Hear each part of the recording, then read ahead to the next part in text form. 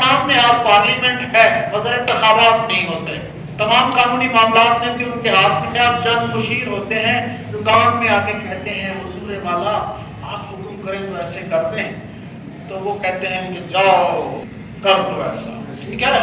अलावा कैबिनेट या मशावरत का भी कोई बाकायदा निजाम नहीं है, ठीक है। He is all in all. Next, Brunei के बादशाह की दौलत, ये भी आपको भेजी गई है। थोड़ा सा फोटोज के जरिए से ज्यादा मजा आता है जी। चलाएं जी। हसन बल्किया दुनिया के अमीर अफराद में से एक है, जिसकी टोटल मालूम दौलत तकरीबन 30 से 40 अरब डॉलर है, जो पाकिस्तानी 1000 अरब से ज्यादा बनती है। वैसे ये वो मालूम दौलत है, नामालूम का पता नहीं है। गिनेस वर्ल्ड रिकॉर्ड के मुताबिक ब्रुनाई सुल्तान का जो महल है, ये लिखा हुआ है इस्ताना नूरुल ईमान, ये दुनिया का सबसे बड़ा रिहायशी महल है, ठीक है। और इसके बारे में ये 1984 में बनना शुरू हुआ था, 1986 में बन गया था, ठीक है। और इसका अगर आप रकबा देखें तो 2 लाख मुरब्बा मीटर है, किलोमीटर में देखें तो 0.2 किलोमीटर एरिया बनता है, लेकिन एकड़्स में देखें तो 809 एकड़ पर मुश्तमिल है, ठीक है। हमारे घर कितने 5 मरले 10 मरले बड़ी मुश्किल से, वरना 3 मरले 2.5 मरले वाले भी बहुत। और 809 एकड़ पे महल है, और वो महल खाली नहीं है, उसमें कुछ बना हुआ है। आइए देखते हैं क्या बना हुआ है। देखें,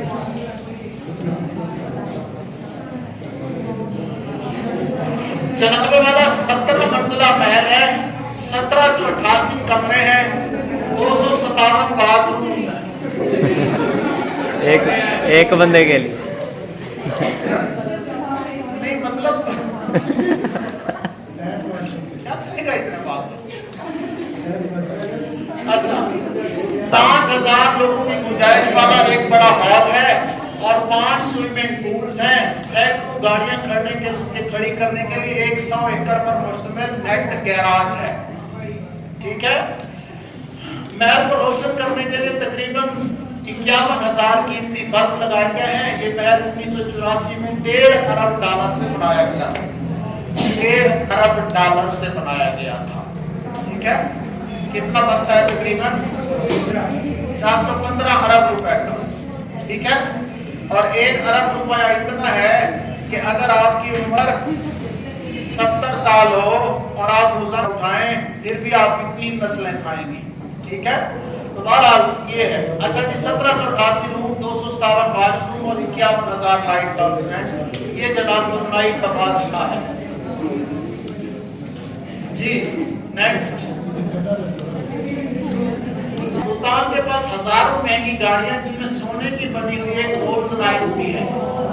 वैसे रोल्स रॉयस भी बहुत महंगी होती है, सोने की, मतलब कुछ पार्ट्स या सरफेस या उसको सोने से गोल्ड प्लेटेड काम करवाया गया है, सोने किया गया। उसके अलावा भी 500 रोल्स रॉयस हैं, ठीक है।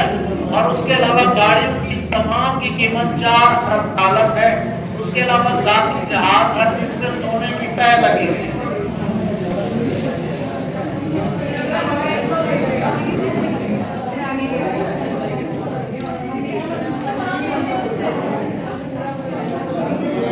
मतलब आगे चले, सुल्तान से माल कटवाने के $20,000 देता है, तो पाकिस्तानी 56 लाख रुपए बनते हैं। मैं सवेरे 100 रुपए दे बाल कटवा, ठीक है। 56 लाख रुपए के बाल कटवाता है। और मेरे गाँव जकाबाद में जो चाचे मज्जू नहीं का पुत्र ताहिर है, 50 रुपए में काट देता है। ओके, 56 लाख। अच्छा, सुल्तान का जहाज एयरबस 340 फ्लाइंग महल भी है, उसको उड़ता हुआ महल भी कहते हैं। एक महल तो उसका है ना अपना नीचे जमीन पे, उसके अलावा जिस वक्त चाहे कि मैं अब जमीन पे नहीं रहना चाहता, उसके पास एक जहाज है जिसके अंदर खुद महल है, और वो उसको उड़ाता है और फिर घूमता रहता है, उसको फ्लाइंग पैलेस कहा जाता है, ठीक है। और उसकी मालियत है तकरीबन $23 करोड़ है, वो भी फर्क में बनती है। ओके, तो ये जनाब इसका फ्लाइंग पैलेस है। कौन सा? A340 इस जहाज का नाम है। आगे चलें। फ्लाइंग पैलेस है जी, और इसके जो बाथरूम्स हैं उनमें भी सोने लगे हुए हैं, ठीक है, सोने से पॉलिशिंग की हुई है। आगे चले। 1983 में अपनी 85वीं सालगिरह में सुल्तान ने माइकल जैक्सन से 3 दिन कंसर्ट करवाया, खूब नचाया उसको, और उसे 5 अरब पाकिस्तानी रुपए मौजूदा हिसाब से अदा किए 3 दिन में। माइकल जैक्सन को उसको 3 दिन नचवाया और 5 अरब रुपए दिए। उन्हें मत लो, ठीक है,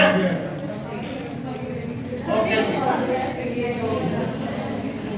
एक खातून थी विटनी होस्टन, उसको एक दफा देखा प्रोग्राम में तो दिल आ गया और उसने कहा कि मैं आपकी परफॉर्मेंस देखना चाहता हूँ, ये लो खाली चेक, इस पे बताओ कितने पैसे लेने हैं। वो भी लिखा बैग उसने खत्म किया $7 मिलियन पे, जो पाकिस्तानी 2 अरब रुपए बनते हैं। एक से परफॉर्मेंस घंटे 2 की और 2 अरब रुपए कमाल, ठीक है। तो ये नेक्स्ट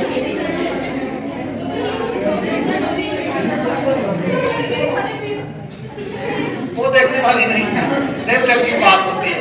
अच्छा देखो, सुल्तान को तो गेम का बहुत शौक है, एक तो दुनिया का महंगा गेम, फिर इसके बाद 200 घोड़ों की फ्लीट पूरी, और फिर खेलने के लिए यहाँ के बंदूक के साथ वो नहीं खेलता, और अर्जेंटीना से पोलो के लोग बुलवाता है प्लेयर्स और उनके साथ खेलता है, और उनके आने जाने के सारे डीएस अखराजात खुद अदा करता है, ठीक है। आओ मेरे साथ खेलें, फिर खेलेंगे, और खेलने के बाद जब जाओगे फिर पैसे जहाज भर के भी भेज दूंगा, ठीक है।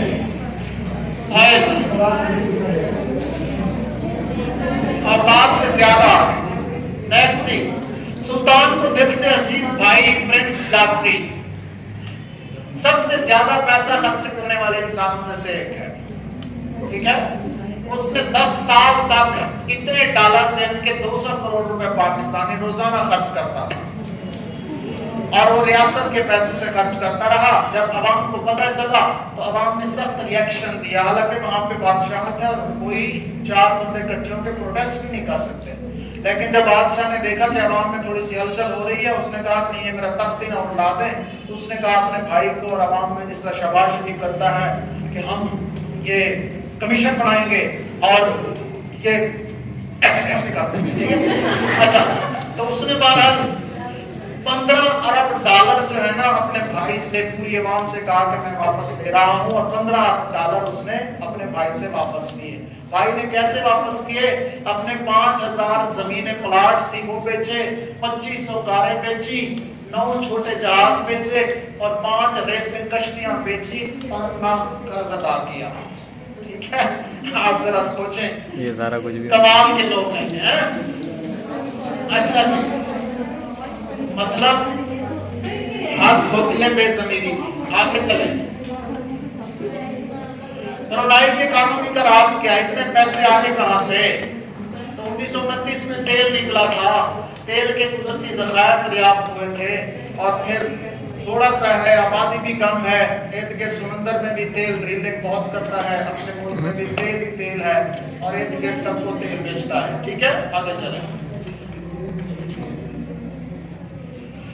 मगर फिर दूसरी जंग अजीम शुरू हो गई, और जापान ने ब्रुनाई और कुछ मजीद इलाकों पे कब्जा कर लिया। मगर जापान बैठती है, पिछली स्लाइड यहाँ पे आ गई है। जापान बहुत कमजोर, जिसका फायदा उठाता। अच्छा, ये पिछली स्लाइड में इसको ऐड कर लेंगे, कहाँ पे?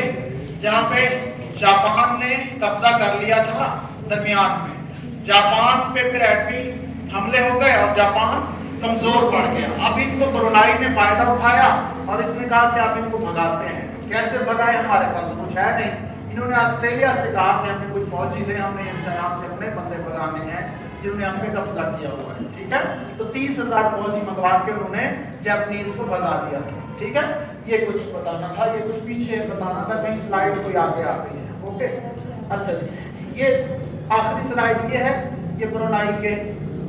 जाहिर है जब आप बहुत ज्यादा खा रहे हो तो फिर आप खिलाते भी हैं, खाता है तो खिलाता भी है, ठीक है। ये ब्रुनाई के नवाज शरीफ हैं और ये खाते हैं तो खिलाते भी हैं। अच्छा, बादशाह आमरीत और अवाम और बादशाह की जिंदगी में जमीन आसमान का फर्क है। बेशक अवाम वहां बहुत खुश है, आप जाएं, आपकी जिंदगी बदल जाएगी। हर चीज फ्री है और हर चीज सस्ती आपके लिए, ठीक है। अगर वहां के हैं तो यहाँ से पता नहीं आने भी देंगे या नहीं, लेकिन बहरहाल बादशाह का जो स्टाइल है लाइफ का और उनका जो है जमीन आसमान का फर्क है, ठीक है। तो लेकिन फिर भी वहाँ तालीम, सेहत, रिहाइश, जरूरत की अशिया या तो मुफ्त है या बहुत सस्ती है। बैरून ममालिक जाके अगर आप पढ़ना चाहते हैं तो अखराजात भी बादशाह खुद अदा करेगा, रियासत खुद अदा करेगी। तो भारत का मतलब ये चीज तो है कि चले पढ़ा देते हैं, लिखा देते हैं, अच्छी लाइफ है, फिर आप वहां से चले जाएं, ठीक है। भारत ये चीज है। This is the end of Brunei.